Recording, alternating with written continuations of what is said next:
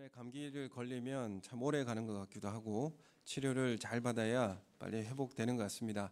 우리 성도님들 환절기에 건강으로 회복하는 그런 시간들이 되기를 원합니다. 아프지 않으시면 참 좋겠습니다.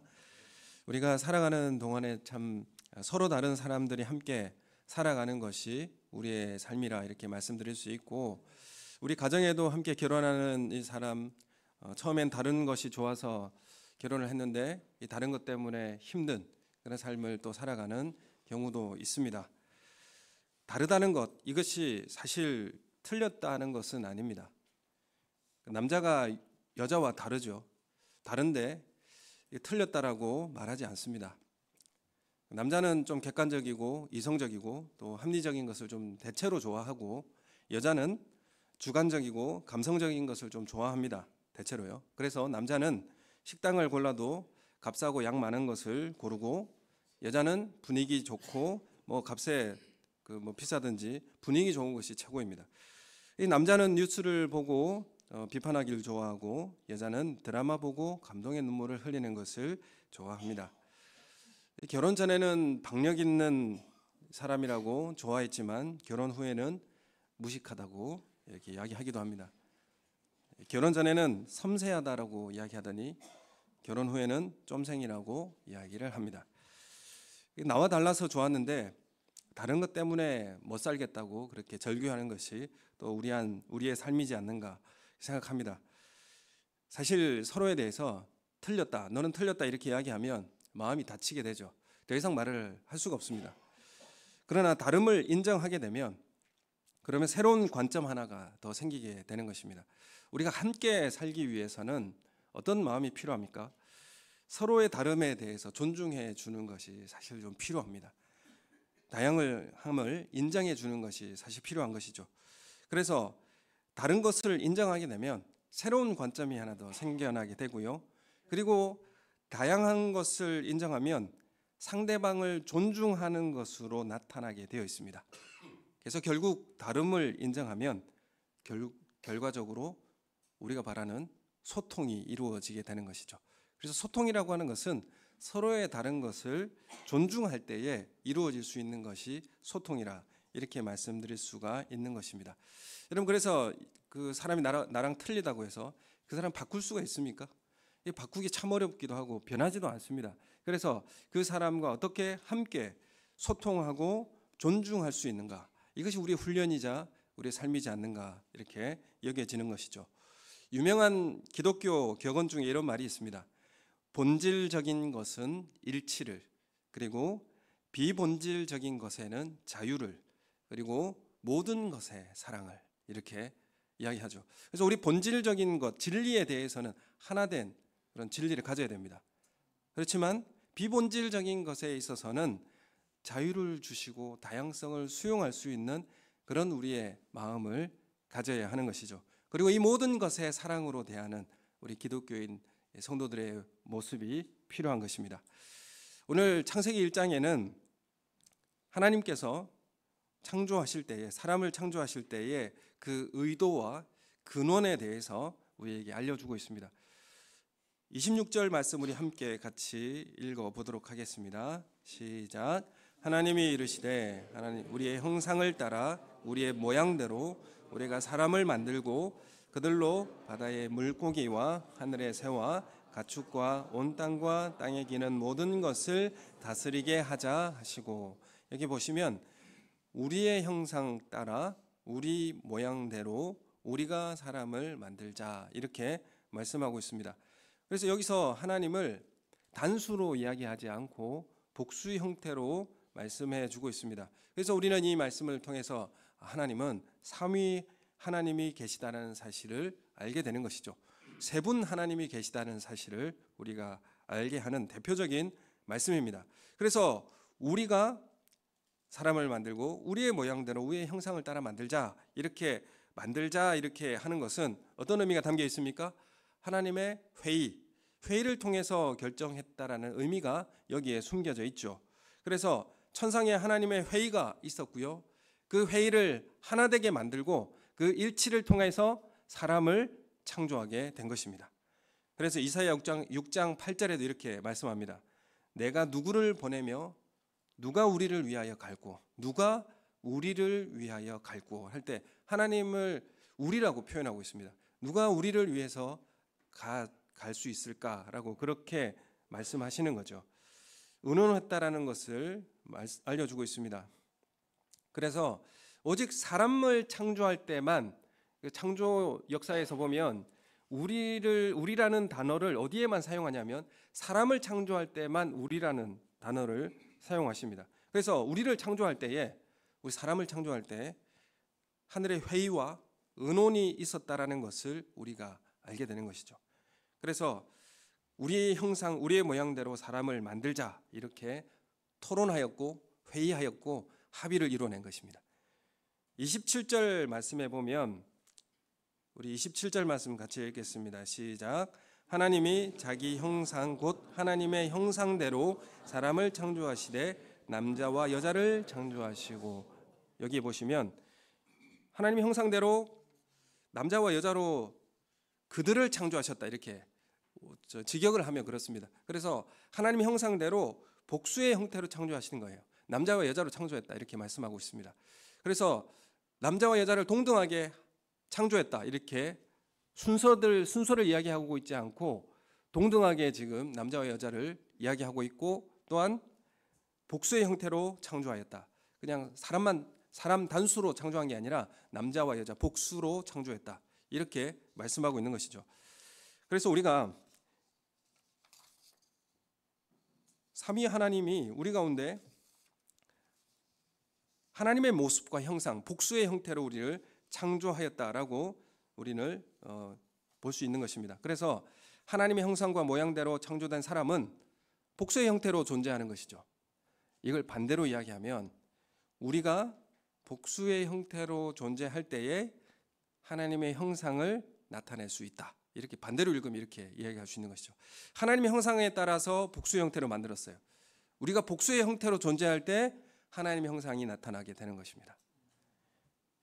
무엇을 말하고 싶은 거냐면 하나님께서 우리를 만드시고 우리의 존재, 근원적인 모습, 그리고 하나님의 형상을 나타내는 모습은 어떻게 나타나느냐 하면 개인적인 그런 모습으로 나타나는 것이 아니라 관계의 형태와 공동체를 만드셨다 이렇게 말씀하고 있는 것입니다.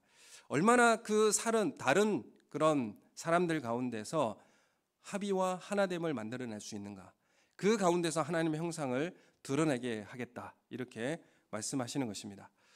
창세기 1장 2장에 보면 좋았더라, 창조하시니 좋았더라 이렇게 계속 9번이나 말씀을 하십니다.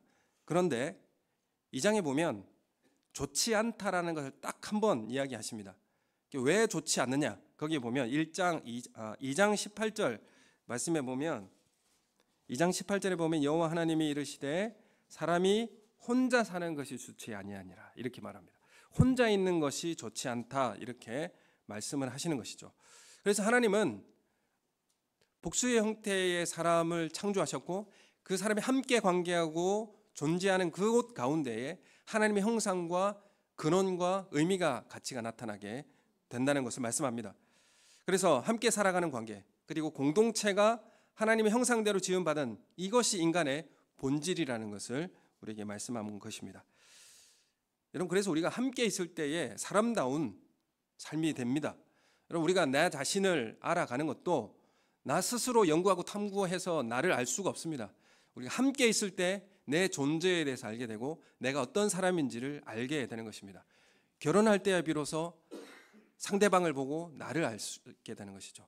상대방을 보고 내가 이런 존재는 것이구나라는 것을 알게 되는 것입니다. 함께 있을 때 내 존재를 알게 되고 내가 정말 사람다운 존재인 것을 깨닫게 되는 것입니다. 여러분, 그래서 윤리라고 하는 것도 혼자 윤리를 지킨다 이런 게 가능하지 않습니다. 혼자서 윤리를 지키는 것이 아니라 관계 가운데서 윤리라는 것도 생겨나게 되는 것이죠. 관계 가운데 이런 것들이 가치가 발휘하게 되고 관계 가운데 하나님 형상과 그 가치도 드러나게 되는 것입니다.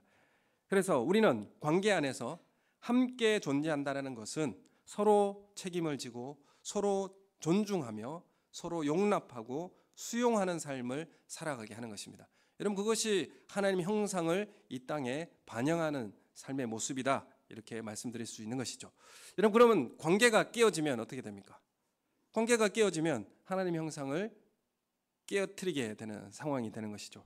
여러분, 그래서 관계 가운데 하나님의 형상을 바라보게 하고 하나님을 알게 하는 역할을 하게 되는 것입니다. 그래서 신앙생활이라고 하면 관계이다, 이렇게 말씀드릴 수 있고, 태초에 죄를 지었을 때도 이 죄 때문에 하나님과의 관계가 깨트려지는 것이죠.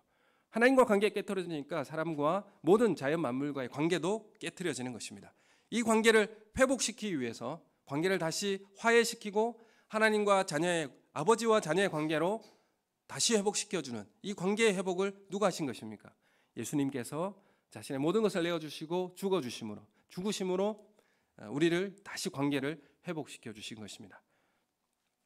우리가 사도행전 15장에 보면 이방교회 안디옥 교회라는 곳에 이방인들이 예수 그리스도를 믿고 성도들이 되었습니다. 그런데 유대인 그리스도인들이 그 가운데 들어와서 구원받기 위해서는 모세의 법도 할례를 지켜야 구원받을 수 있다, 이렇게 주장을 하는 바람에 안디옥 교회에 충돌이 일어났습니다. 의견 충돌이 일어난 것이죠.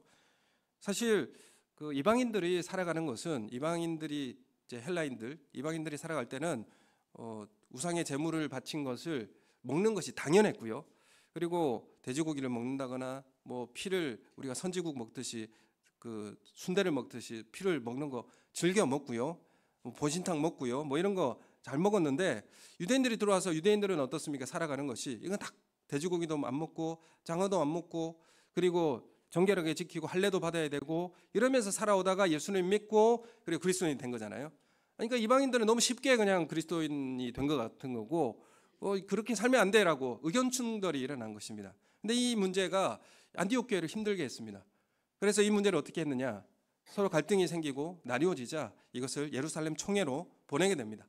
예루살렘 총회로 보내서 회의를 하게 되는 것이죠. 회의를 통해서 어떻게 결정이 되느냐 하면, 이방인들은 어릴 때 즐겨 먹던 그런 음식이었지만 유대인들이 혐오하니까, 유대인들이 받아들일 수 없으니까 우상의 제물 바친 것과 그리고 피를 먹는 것, 그리고 목매어 죽인 것, 그리고 음행을 멀리하는 것으로 우리가 그리스도인이 되는 것을 유대인이 수용하게 됩니다. 그리고 유대인들은 자신들 과거에 이런 유대 율법대로 살아왔고 할례도 받았지만, 이방인들이 할례를 받지 않다고 할지라도 우리가 수용할 수 있도록 하는 결정을 하여 합의를 하게 됩니다. 이방인들에게 이 할례의 무거운 짐을 지어주지 말자라고 유대인 편에서도 한 발자국 물러서고, 이방인들 가운데서도 우리가 유대인들이 좀 힘들어하니까 우린 이 네 종류에 대해서는 우리도 금하고 합의하도록 하자, 이렇게 해서 하나된 교회를 이루어가게 된 것이죠. 결국에는 서로 다른 것에 대해서, 자라온 환경도 다르고 생각도 다른 그 삶 가운데서 어떻게 뭘 이뤄낸 것입니까? 함께 공존하고 그 관계를 회복시키기 위해서 합의를 이루어낸 것입니다. 합의를 이루려면 뭐가 필요합니까?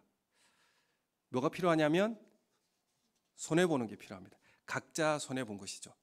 이방인도 손해본 것이고 유대인도 손해보면서 함께 합의한 것입니다. 여러분, 이 예루살렘 총회로 보낸다는 것이 회의를 통해서 이 문제가 해결된 것이 않습니까? 회의를 하려면 뭐가 필요합니까? 동등함이 필요합니다. 동등한 발언과 그 가운데서 토론이 진행이 되는 것이죠. 그리고 그 회의를 통해서 서로 합의했고 그 가운데 서로의 결정을 이루어내고 하나 되는 교회로 이루어간 것입니다. 여러분, 이것이 바로 교회의 본래의 모습이고 하나님의 통치와 다스림의 모습입니다. 여기서 하나님의 형상이 드러나게 되는 것이죠. 여러분, 우리가 삼위일체의 교리라고 하는 것을 우리가 잘 알고 있습니다. 창세전부터 성부, 성자, 성령으로 계신 것이죠. 세 인격, 그 세 분이 따로 계십니다. 따로 계시는데 독립적인 존재이시죠. 삼위라고 하는 건 성부 하나님, 성자 예수님, 성령 하나님이 계시죠. 성부 하나님께 우리가 경배와 찬양의 영광을 올려드리죠. 찬양받기 합당하신 분이죠. 마찬가지로 성자 예수님도 성부 하나님처럼 동등한 지위, 동등한 경배와 찬양과 영광을 받으시기에 합당하신 분이시죠. 그렇죠? 성령 하나님 어떻습니까? 성령 하나님도 동일하게 성부 하나님과 같은 동등한 찬양과 영광과 경배와 찬양을 받으시기에 합당하신 분이시죠. 동등하신 분이시죠. 그러나 이 세 분이 하나님적 본질을 공유하시고 서로 소통하고 교제하고 사귐과 그 사랑 가운데 있다는 분이죠. 이게 삼위일체 교리입니다. 그래서 하나님적 본질을 세 분이 함께 공유하고 있다는 것입니다. 이 말을 다르게 이야기하면 온 우주에 하나님이라고 부를 수 있는 분 이 세 분밖에 없다, 이렇게 이야기할 수 있는 것이죠. 그래서 이것이 삼위일체 교리입니다. 그런데 우리가 유대교와 이슬람교와 유대교는 일신교입니다. 삼위일체 교리가 아니에요. 일신교예요. 그래서 이 이슬람교나 유대교나 어떤 형태로 나타나냐 하면 전제군주적 모습으로 군림하는 형태로 나타납니다. 수직적 관계로 나타나요, 삶이. 그러나 그리스도인들에게 있어서 뭘로 나타나냐면 삼위 하나님이 서로 사귐과 교제와 소통이 있기 때문에 회의하고 교제하는 모습으로 나타나게 되는 것이죠. 그래서 하나님을 일신으로 그 이슬람교와 같이 일신교로 이렇게 주장하게 되면 천상에 홀로 거하시는 절대적 지배자로 이해할 수 있고요. 그리고 의사소통의 단절 속에서 군림하는 지배자적 자세를 정당화하는 것으로 가게 되어 있습니다. 그래서 일신론이 아니고요. 우리는 삼위일체 교리를 따르는 교회입니다. 여러분, 그래서 이 삼위일체 교리 문제 때문에 우리가 항상 이 고백을 하죠. 삼위 하나님 나는 믿습니다. 이 고백을 항상 하죠. 매일 합니다. 새벽 기도회 때도 하고 오늘 예배 때도 했습니다. 삼위 하나님 고백 언제 하십니까? 예, 사도신경 할 때 고백해요. 나는 성부 하나님 이렇게 믿습니다. 성자 예수님 이렇게 믿습니다. 성령 하나님은 내가 이렇게 믿습니다. 이런 삼위 고백을 항상 하고 있습니다. 이게 우리의 기독교의 기본 근간인 것이죠. 그래서 삼위 하나님의 다스림과 통치를 이 땅의 정치로 구현한 게 뭐냐면 장로교회입니다. 장로교회는 그래서 회의가 있는 것이죠. 여러 번 제가 말씀드리지만 당회, 재직회의, 공동의회, 여러 가지 회의를 통해서 하나님의 그 통치와 다스림이 우리 가운데 들어오게 되게 있는 것이죠. 그래서 삼위 하나님이 계심으로 다양성과 상호 존중, 관계성과 사귐과 섬김의 공동체, 소통이 있을 수 있게 되는 것입니다. 그래서 삼위 하나님이 그 하나님의 존재를 우리가 알므로 이 땅 가운데 하나님의 올바른 그런 다스림과 통치를 구현할 수 있게 되는 것이죠. 그 가운데 하나님의 형상이 반영되고 하나님의 존재가 증명이 되는 것입니다.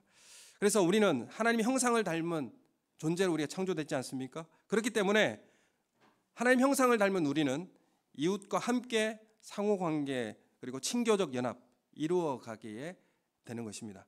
소통은 어떤 것입니까? 나와 다른 사람과의 관계를 어떻게 받아들일 수 있느냐, 다양함을 어떻게 이제 받아들일 수 있는가의 문제인 것입니다. 그래서 우리가 하나님의 형상대로 복수의 형태로 창조되었고 그 관계에는 어떻게 유지돼야 됩니까? 상호 친교와 연합, 소통과 그리고 섬김과 교제 가운데 이루어지는 관계가 이루어져야 하는 것입니다. 여러분이 창세기 1장과 2장이 똑같이 창조의 역사를 이야기하고 있는데 1장의 순서도 다르고 2장의 순서가 다릅니다. 1장의 창조의 모습이 2장의 창조의 모습도 다릅니다. 1장의 창조는 어떻게 이루어졌냐면 장엄하고 엄숙하게 말씀으로 선포하여서 세상을 창조하는 하나님의 위엄을 드러냅니다. 그러나 2장에 보면 그 순서대로 창조하지 않죠. 2장 4절에 보면 땅과 하늘을 만드신 날에 땅에 비를 내렸더니 채소도 없고 동물도 없어요. 아무것도 없어요. 근데 거기에 아담 한 사람을 창조합니다. 흙으로 만드시죠. 그리고 난 다음에 동물을 또 만듭니다. 그 다음엔 여자를 만들어요. 순서가 1장의 순서와 2장 순서가 완전히 다릅니다. 그런데 왜 창조했는데 또다시 2장에 또 반복하느냐? 그건 뭐냐면 2장에는 어떤 내용이 나오냐면 뭘 만드셨고 그리고 에덴 동산을 창설하시고 지으신 사람을 거기에 두면서 사람과 대화하고요. 그리고 혼자 있는 아담을 보시면서 안타까워하시고 또한 그 아담과 대화하시면서 여자를 만드셔서 그 피로도 채워주시는 하나님께서 사람과 대화하고 함께 행하시는 그런 모습을 2장에는 보여주십니다. 그러면서 하나님은 창조의 역사를 이끌어 가신다는 것을 보여주는 것이죠. 그래서 2장에 보면 에덴 동산이 창설되고 처음 창조된 사람이 누구냐? 사람을 창조해요. 그래서 사람 중심의 그 창조 세계라는 것을 말씀드릴 수가 있고요. 그런데 사람이건 동물이건 모두 다 뭘로 만드셨습니까? 흙으로 만드셨고 코에 생기를 불어넣음으로 비로소 살아있는 존재가 돼요. 그리고 그래서 사람이든 모든 사람이든 아니면 동물이든 모두 다 흙으로 만들어졌기 때문에 뭡니까? 동등하고요. 그리고 그 가운데 겸손하다라는 의미를 가지게 되는 것이죠. 그리고 우리가 함께 살아갈 때는 우리가 다 흙일 뿐이라는 것을, 그리고 하나님의 생기를 우리 가운데 거두어 가시면 우리가 살 수 없는 존재라는 사실을 겸손하게 받아들이고 함께 공존하고 서로 대화하고 토론할 때에 우리의 하나님 형상과 관계가 유지되게 되는 것입니다. 그래서 우리가 회의할 때는, 우리가 함께 의논하고 함께 공존할 때는 겸손함이 필요한 것이죠. 내가 살아와 봤는데 내 경험이 중요하다고, 내 지식이 중요하다고 강요하지 않습니다. 함께 공존할 수 있는 그런 다양성을 존중하는 것이 우리 가운데 필요하다는 것입니다. 그리고 2장 15절 말씀 우리 함께 같이 읽겠습니다. 2장 15절 시작. 여호와 하나님이 그 사람을 이끌어 에덴 동산에 두어 그것을 경작하며 지키게 하시고. 아멘. 하나님께서 두시고 어떤 일을 하게 하셨냐면 경작하게 하시고 지키게 하셨다. 이 말씀이 뭐냐면 우리에게 맡겨진 땅이죠. 그래서 우리 이 땅에 살아갈 때 땅을 소유하기 위해서 사는 것이 아닙니다. 맡겨진 것을 어떻게 살 것인가. 이게 청지기적 사명이죠. 그래서 내가 땅을 많이 소유하고자 이렇게 사는 방식이 아니라 나에게 맡겨진 땅을 경작하다. 경작하다는 것은 그 땅을 쓸모 있는 땅으로 만드는 일입니다. 나에게 주어진 것은, 내게 맡겨진 것을 쓸모 있는 곳으로 만드는 작업이요. 또한 지킨다라는 것은 뭐냐 하면, 지킨다라는 것은 보호하고 보존하는 의미도 함께 담겨 있는 것이죠. 쓸모 있는 땅으로 만들되 개척을 하되 그곳이 보존하고 보호할 수 있는 땅으로 만들어내는 것. 이것이 우리가 해야 할 일이라는 것이죠. 땅을 개발하고 동시에 보호하는 존재이기도 하는 것입니다. 황폐화시켜서 우리만 쓰고 버리는 그런 것으로 가는 것이 아니라 지키고 보존하는 것으로 가는 것입니다. 왜냐하면 함께 존재해야 되기 때문에. 우리만 사는 게 아니라 우리도 살 뿐만 아니라 야생동물도 같이 살아야 되고, 그래서 희년 정신이 바로 거기에 담겨져 있지 않습니까? 땅을 경작하지 않고 쉬게 하여서 야생동물들도 와서 그 음식을 먹고 살아갈 수 있도록, 그래서 그 동물들도 생명을 가지고 살아갈 수 있는 그런 관계에 함께 존재한다는 것을 실현하며 살아가는 것, 우리가 단지 흙임을 고백하고 함께 살아가야 하는 것을 의미하기 때문에 보호해야 되고 지켜야 되는 것입니다. 그 땅을 쓸만한 땅으로 만들지만 또한 보호하고 보존하는 책임도 어디에 있습니까? 우리에게 있는 것입니다. 이 땅을 다 쓰고 그냥 다 버릴 게 아닌 것이죠. 그래서 이 땅을 잘 보호하고 보존하는 것도 또한 우리가 해야 할 일이라는 것을 우리에게 말씀하고 있습니다. 왜냐하면 함께 존재하기 때문에 그렇습니다. 그래서 우리가 한계가 있는 존재임을 아는 겸손함이 필요하고요. 그리고 우리가 소유하는 땅이 아니라 맡겨진 땅을 쓸모 있는 곳으로 만들고 보호하고 보존하는 청지기적 사명을 우리에게 받았다. 여러분, 우리 공동체가 정말 하나님께서 다스리고 쓰시기에 좋은 그런 공간으로 만들어내는 일에 열심히 일하시는 우리 성도님들이 되시기 원하고, 또한 이런 공간과 이 교회를 자손들과 우리 후손들과 우리의 관계하는 모든 사람들에게 잘 전수할 수 있도록 지키고 보호하는 것도 우리에게 주어진 사명이라는 것을 인식하고 살아가시는 우리 성도님 되시길 소원합니다. 그래서 보호하고 보존하는 것은 우리 세대뿐만 아니라 다음 세대까지 생명이 있는 다른 존재들의 관계 가운데 함께 주어진 사명이라는 것을 우리에게 말씀합니다. 여러분, 그래서 우리가 회의하려면, 의논하려면, 하나님의 형상대로 우리가 살아간다는 것은 회의하고 토론할 수 있어야 된다는 것이죠. 회의하고 토론하려면 뭐가 전제돼야 됩니까?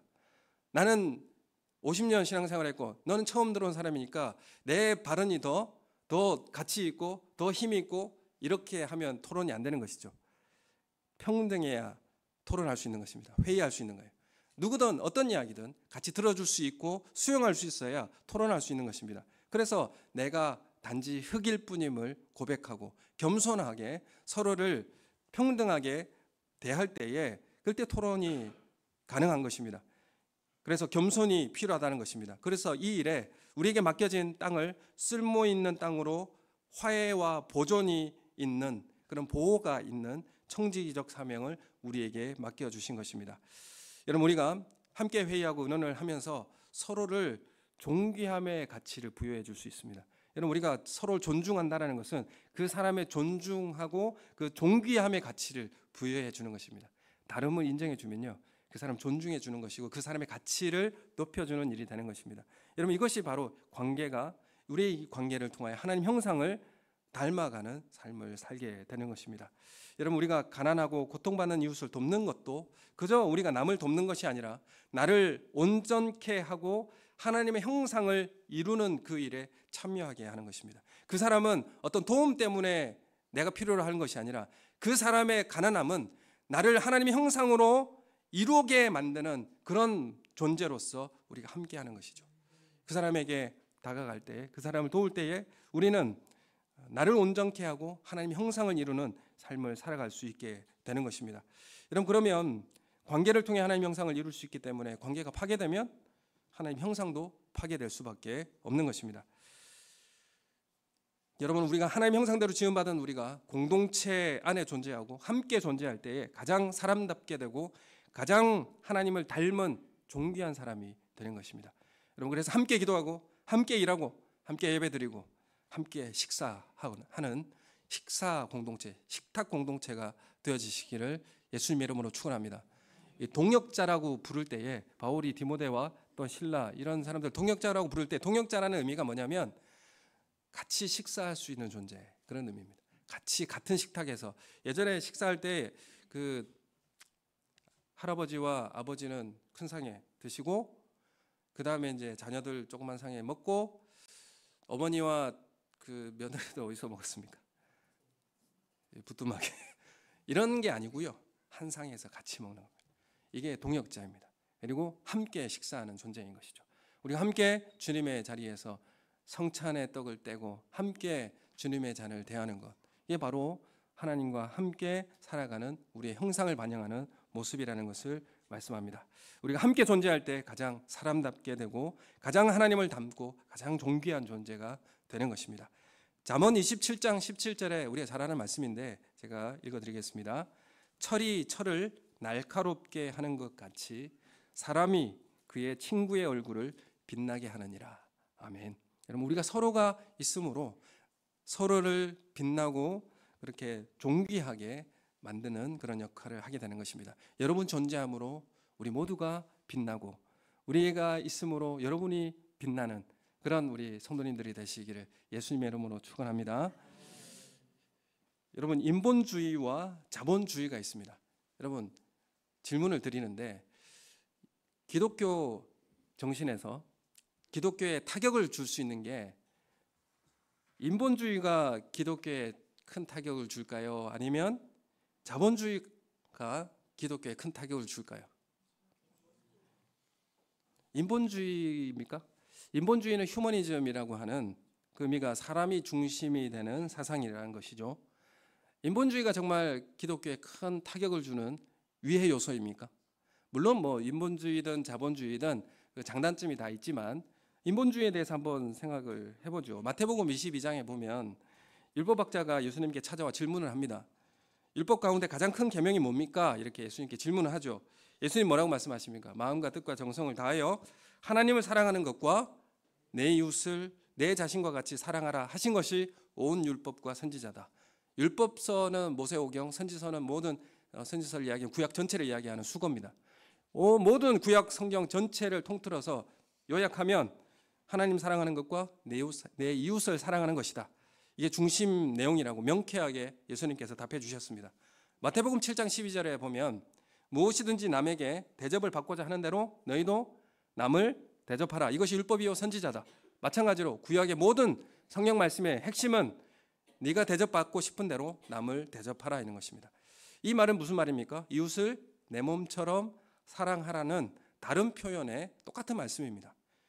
구약을 한마디로 요약하면 그러면 뭡니까? 이웃 사랑하라 이렇게 말씀하시는 것이죠. 갈라디아서 5장 14절에도 이렇게 말씀하십니다. 율법은 내 이웃 사랑하기를 내 자신같이 하라 하신 말씀을 이룬 것이다. 이렇게 말씀합니다. 여러분, 그래서 우리가 믿는 것은 하나님의 말씀의 진리를 홀로 모르는 곳에서 지키는 것이 아니라 이웃을 사랑함으로 함께 실제화하는 것입니다. 이것이 하나님 사랑이 실제화되는 삶을 살아가는 것이죠. 마태복음 25장 40절에 보면 내 형제 중에 지극히 작은 자 하나에게 한 것이 곧 누구에게 한 것입니까? 하나님에게 한 것이다. 이렇게 말씀하고 있어요. 그래서 지극히 작은 자 하나에게 행하는 것이 하나님에게 하는 것이다. 여러분, 하나님을 사랑하는 것, 하나님 어떻게 사랑합니까? 하나님 어떻게 사랑합니까? 하나님을 사랑할 때에 진심과 정성으로, 여러분, 하나님 사랑하는 모습을 어떻게 실제로 표현하는 것은 이웃 사랑으로 표현되는 것입니다. 하나님 사랑한다고 하면서 이웃 사랑하지 않으면 하나님 사랑하지 않는 것입니다. 하나님은 그 이웃과 동일시합니다. 가난한 자와 동일시하고요, 지극히 작은 자에게 하는 것, 그 작은 자에게 예수님 동일시합니다. 그 사람에게 하는 것이 나에게 하는 것이다, 이렇게 말씀하고 있는 것이죠. 그래서 하나님을 사랑한다고 하면서 이웃 사랑하지 않으면 하나님 사랑하지 않는 것이다, 동일시하고 있어요. 그래서 어떻게 보면 하나님 사랑하는 것과 이웃 사랑은 똑같은 거예요.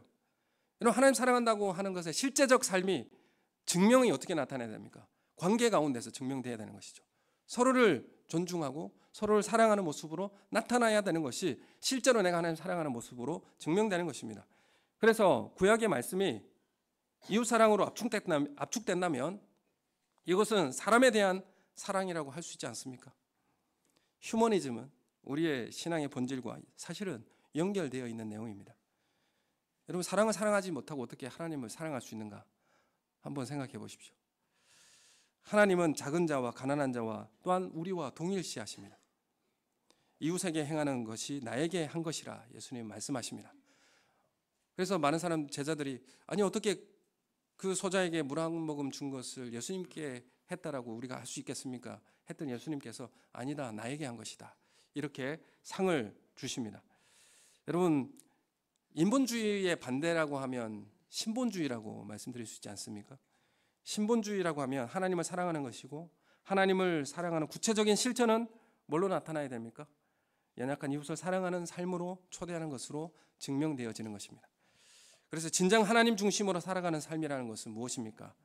이 땅의 약한 사람들과 이웃에게 어떻게 대하는지를 통해서 그 진실됨이 드러나게 되어 있다는 것을 우리에게 말씀하고 있습니다. 여러분, 인본주의의 반대는 무엇일까라고 생각해 볼 때에 그것은 자본주의가 아닐까 생각해 봅니다. 자본주의, 사람이 중심이 되는 것에 있어서는 사실 우리 그리스도인들이 불편해 하는데, 자본주의에 대해서는 크게 불편해하지 않는 우리의 모습을 보고 있는 것은 아닌가 한번 생각해 봅니다. 하나님께서 가장 싫어하시는 것이 뭡니까? 물질의 풍요를 추구하며 우상을 섬기는 것이었습니다. 우상은 수단이요, 진정한 목적은 뭡니까? 자본과 물질을 사랑하는 것이죠. 자본이 중심이 된다는 건 이익과 내 경제적 힘입니다. 여러분, 이것을 내가 사랑하고 내 이것을 사랑하기 때문에 하나님조차도 수단으로 사용하는 것, 여러분, 이것이 우상 숭배 아닙니까? 그것이 단지 우상에게서 하나님께로 옮겨진 것밖에 없습니다. 그래서 하나님께 정성을 들이고 하나님 앞에 사랑한다라고 하면서 뭘 더 사랑하는 것입니까? 진정 우리에게 필요하고 내가 사랑하는 것은 물질이 되는 것이고 경제적 힘이 되는 것이죠. 그래서 자본 중심으로 사람을 보면 얼마짜리 사람으로 이렇게 평가하게 되는 것이죠. 그거는 진정한 사람을 대하는 모습이 아닙니다. 그 사람은 얼마 버는가에 따라서 그 사람을 평가하는 것, 이게 자본주의의 그런 모습이지 않습니까? 우리는 어떤 존재로 우리가 살아야 할 것인가? 요한복음 13장 35절에 너희가 서로 사랑하면 이로써 모든 사람이 네가 내 제자인 줄을 알리라, 이렇게 말씀하고 있습니다. 사람을 사랑할 때 하나님 중심의 삶을 증명하는 삶을 살아가게 되는 것입니다. 여러분, 우리가 함께 공존하고 함께 우리가 다양성을 존중하며 의논하고 합의와 소통을 이루어갈 때 하나님의 형상을 반영하는 우리 교회의 모습이 되고 우리의 삶의 모습이 되는 것입니다. 여러분, 세상의 권력자들은 군림하는 리더십으로 다스리지만 성도들은 섬김의 리더십으로 살아가게 되어 있습니다. 일신론은요, 지배하고 군림하고 그리고 그런 수직적인 명령 체계로 그렇게 다스립니다. 하지만 삼위 하나님의 통치는 함께 의논하고 함께 소통하고 관계함으로 서로의 관계를 더 성숙하고 성장하게 합니다. 그래서 우리는 리더가 되어야지 보스가 되어서는 안 되는 것이죠. 여러분, 제가 목사가 이렇게 해야 됩니다라고 그걸 내리면 다 일치되는 모습으로 따라가야 된다, 이런 것은 올바른 교회의 모습이 아닌 것이죠. 리더는 가자고 권하고요. 보스는 가라고 명령합니다. 리더는 존경을 모으고 보스는 복종을 요구합니다. 리더는 타협과 대화를 즐깁니다. 하지만 보스는 타협을 모르고 대화를 거부합니다. 리더는 무엇이 잘못되었는지를 알려주지만 보스는 누가 잘못하고 있는지를 지적합니다. 보스는 이웃을 희생시켜서 나의 성공을 추구하지만 진정한 리더는 나를 낮추어서 이웃의 인생을 꽃피우게 하는 것이죠. 여러분, 우리는 어떤 존재로서 이 땅에 하나님의 형상을 드러내야 하겠습니까? 설탕은 내 맛을 내려고 하고 소금은 나를 녹여서 다른 맛을 내어주는 그런 역할을 하게 되는 것이죠. 꽃이라는 단어의 이 영어의 말은 무슨 말입니까? 플라워죠. 플라워라고 하는 이 단어 철자에 LOW가 있습니다. 로우가 있죠. 낮은이라는 의미가 이 플라워라는 단어에 들어있어요. 그래서 꽃은 낮은 곳에서 웃어줄 때 진정한 꽃이 되어주는 것입니다. 여러분, 우리가 하나님의 형상을 닮아 우리가 존재함으로 그 관계 가운데서 어떻게 하나님의 형상을 증명하며 살아가야 할 것인가? 여러분, 우리가 본질에 있어서는 일치를, 그리고 비본질에 있어서는 우리가 자유를, 그리고 모든 것의 사랑을, 이러한 우리의 넓고 주님의 형상을 이 땅에 실현하고 살아갈 수 있는 그런 하나님의 사랑을 증명하며 살아가는 우리의 성도님들이 되시기를 예수님의 이름으로 축원합니다. 우리 함께 기도하겠습니다.